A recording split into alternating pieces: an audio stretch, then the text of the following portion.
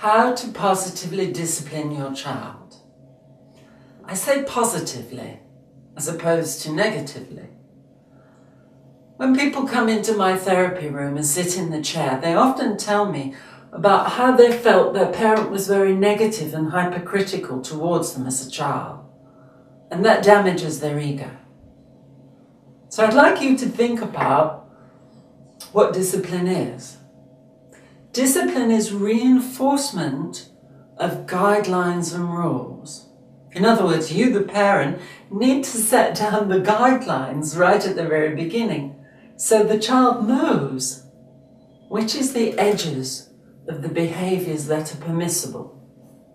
If it's going to bed at a certain time, if it's walking in a certain way along the road and not dawdling into the middle of the road in danger of cars.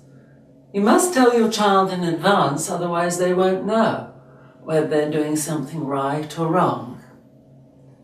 So discipline begins with you, the parent. And be consistent in what you say.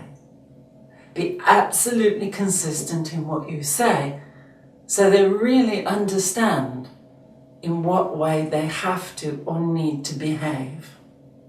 And when they do something wrong, or transgress those guidelines or rules, explain to them how that gets them into problems, and then give them other alternatives.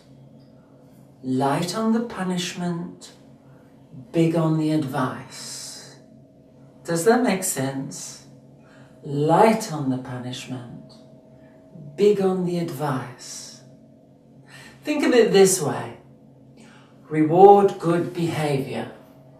So that's the next part for you. Every time your child behaves well, reward them.